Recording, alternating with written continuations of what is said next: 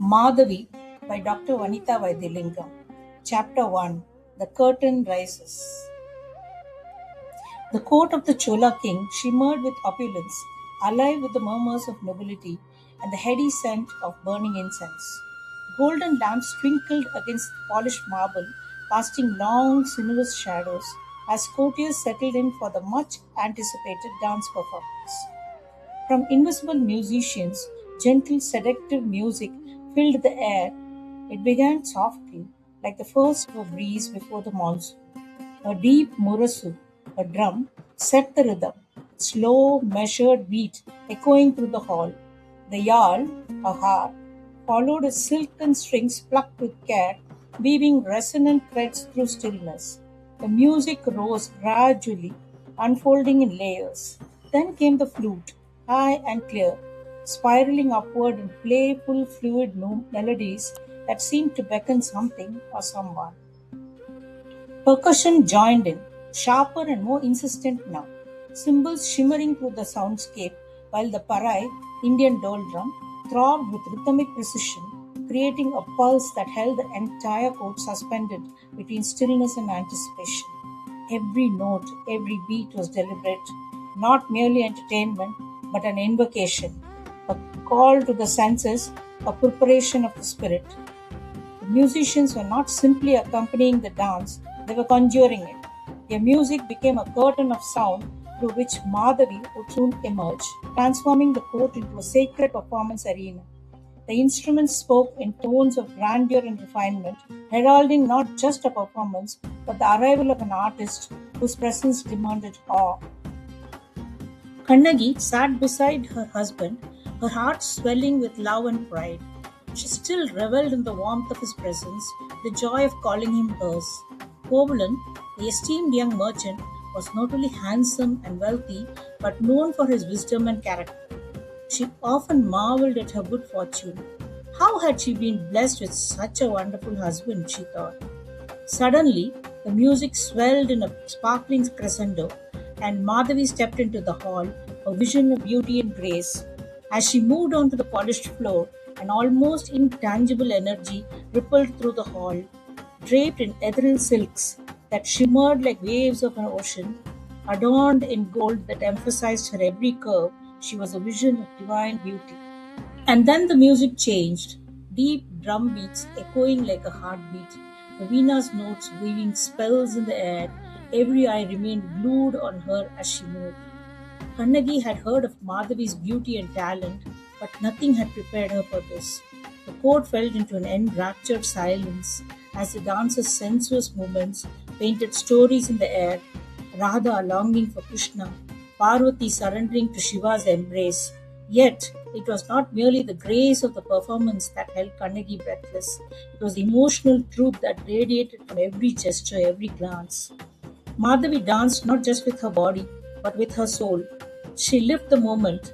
Her eyes spoke of yearning, her fingers traced sorrow and joy in the air, her feet struck the floor with a delicacy and command. She transitioned seamlessly between moods. Lasya, grace, Tandava, fury, Karuna, pathos, and Shringara, romance. Each emotion embodied with an intensity that blurred the line between performance and lived experience. Her face was a canvas upon which the gods and lovers came alive. Her breath became the rhythm of longing and fulfillment. Her proficiency was unmatched. She moved with an astonishing ease through the 11 classical modes of dance, from intricate footwork of Kuttu to the controlled elegance of Karana to the storytelling grace of Abhinaya.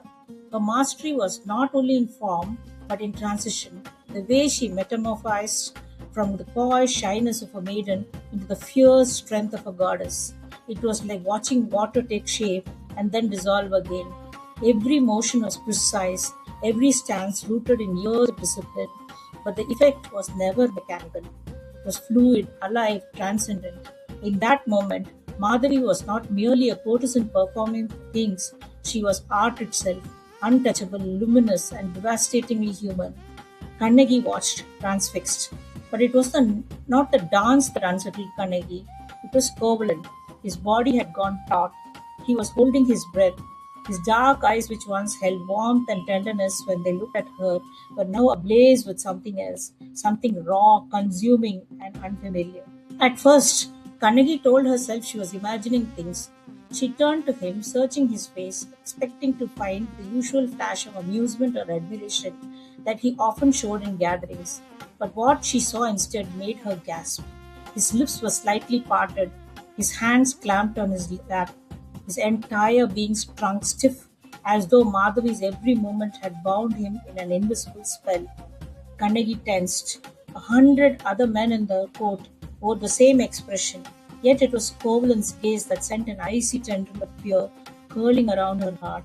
She could not dismiss it. A strange sensation overtook her, one she had never known before. It was not jealousy.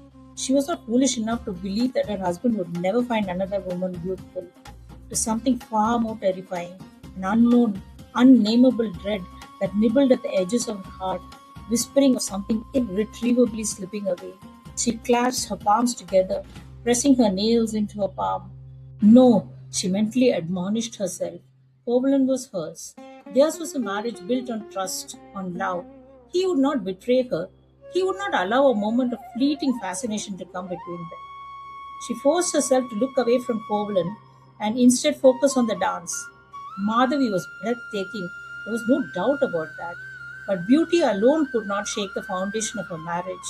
Or could it? Still, as music swelled, as Madhavi twirled in a blur of silk and light, Kannagi felt something inside her stiffen uncomfortably. Had it been a mistake to come here? She wanted to reach for Covalent's hand to break the spell, to remind him of her presence, but she hesitated. A part of her did not want to know the truth of what she might see in his eyes if he turned to her at that moment.